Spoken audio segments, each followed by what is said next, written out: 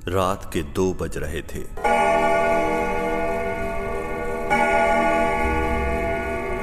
एक अलग ही डर मेरे जहन में दौड़ रहा था।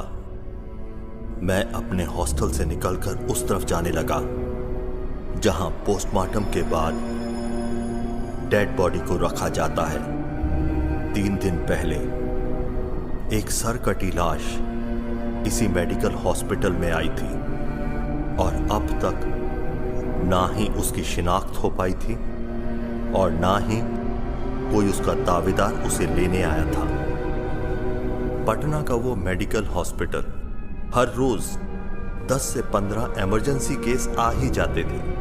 बहुतों को बचा लिया जाता था और बहुतों को चाह कर भी नहीं बचा पाते थे, लेकिन अपनी तरफ से पूरी कोशिश रहती थी उन लोगों को बचाने की।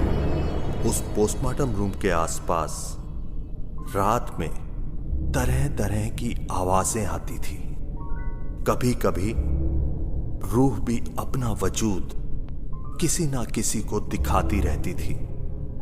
रात में 12 से 3 के बीच उस जगह पर कोई भी अकेला नहीं जाता था। आज रात करीब 9 बजे खाना खाने के बाद ऐसे ही मजाक मजाक में एक बाजी लग गई। जिस रूम में मैं रहता था मेरे साथ और भी 5 दोस्त रहते थे।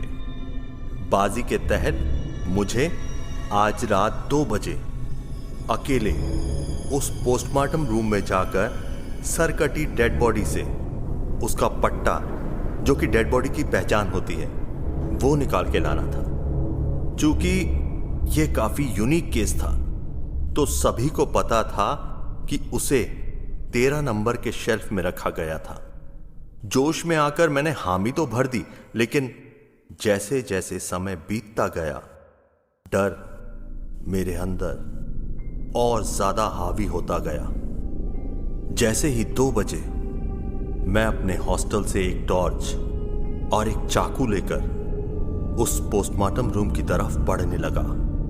जैसे जैसे मेरे कदम बढ़ रहे थे डर और ज्यादा हावी होता जा रहा था। जैसे ही मैंने उस पोस्टमार्टम रूम का कमरा खोला, लाइट कट गई। एकदम घुप अंधेरा। मेरी धड़कनें तेज होती जा रही थी। उस शांत वातावरण में मैं अपनी धड़कनों की आवाज बहुत आसानी से सुन पा रहा था। मैंने जल्दी से टॉर्च का स्विच ऑन किया, लेकिन वो जल नहीं रही थी। मैंने अपनी हथेली पे 4 से 5 बार जोर जोर से टॉर्च को पटका, लेकिन वो फिर भी जलने का नाम नहीं ले रही थी। कुछ समझ में नहीं आ रहा था। हॉस्टल से जब निकला था तब वो टॉर्च जल रही थी। अचानक उस कमरे की लाइट कुछ सेकंड के लिए जली, फिर वापस बंद हो गई। अब मेरी धड़कनें कई गुना तेज हो चुकी थी। डर के मारे मैंने टॉर्च के पीछे वाला भाग तुरंत खोलकर फिर वापस टाइट किया।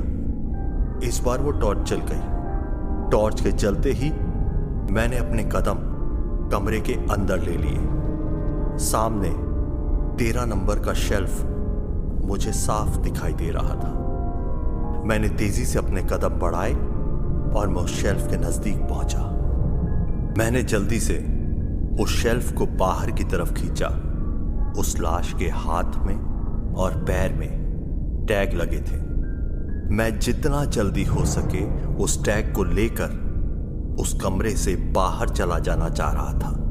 मैंने तेजी से उसके पैर का वो टैग अपने चाकू से काटा। इतने में बहुत जोर से आवाज आई। ऐसे लगा किसी ने बहुत जोर से दरवाजा बंद किया। मैंने टॉर्च की रोशनी उस दरवाजे की तरफ की। मुझे ऐसा आभास हुआ कि मेरे बगल में कोई खड़ा है। मैंने अपना टॉर्च घुमाया, लेकिन वहां कोई भी नहीं था। मैं अब उसके हाथ का टैग काटकर जैसे ही वापस पीछे मुड़ा, किसी ने मेरा हाथ कसकर पकड़ लिया। मैंने डर के मारे तुरंत अपनी टॉर्च की रोशनी उस तरफ की जिसने मेरा हाथ पकड़ा था।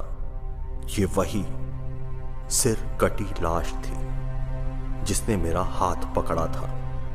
यह देखकर मैं डर के मारे वहीं बेहोश हो गया। करीब 5 मिनट के बाद मेरे चारों दोस्तों ने मुझे होश में लाया। चारों मुस्कुरा रहे थे। मेरी अब भी हालत बिल्कुल खराब थी। उनमें से एक साथी बोला, अबे महेश, अब तो उठ जा, निकल 13 नंबर के शेल्फ से बाहर। महेश ने कोई जवाब नहीं दिया। उसने एक सफेद कफन को हटाया। उस 13 नंबर शेल्फ में वही सरकटी लाश थी। उस सरकटी लाश को देखकर उन चारों की हालत बिल्कुल खराब हो चुकी थी। लेकिन 6 घंटे पहले महेश ने मुझे यह बता दिया था कि आज उन पांचों ने मिलकर यह प्लानिंग की है कि 13 नंबर शेल्फ में सरकटी लाश की जगह पर महेश रहेगा और सरकटी लाश को 19 नंबर के शेल्फ में रखेंगे।